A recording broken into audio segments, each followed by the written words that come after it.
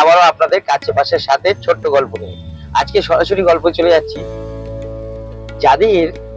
বাড়িতে দেখবেন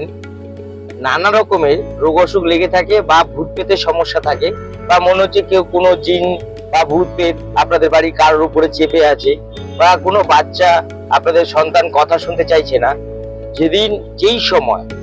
পুরীর জগন্নাথ দেবের স্নান হবে, জগন্নাথ বলরাম ও সুভদ্রা স্নান হবে, সেই সময়টা থেকে আপনারা যদি জল পুরী থেকে আনতে পারেন বা যে কোনো নদী থেকে ওই সময়টা ধরতে পারেন, টাইমটা জেনে দেখছেন যে ধরুন আপনারা লাইভ দেখছেন, সেই লাইভে দেখবেন যে জগন্নাথ দেবের স্নান হচ্ছে, সেই হিসাব করে আপনারা যে কোনো নদী থেকে বা গঙ্গা থেকে জল আনবেন বা পুরী থেকে জল নিয়ে আপনার সন্তানদের গায়ে ছড়াতে পারেন, বাড়িতে ছিটাতে পারেন, এবং ওই জলটা 7 দিন বাড়িতে ছিটালে আপনার বাড়িতে ভূত পেট যদি থাকে পালাবে, এবং আপনার বাড়িতে কারোর উপর কোনো সমস্যা করতে কোনোদিন ভূত পেট পারবে না, বা আপনার বাড়িতে কেউ ক্ষতি করে যদি থাকে সেই সময় অন্তত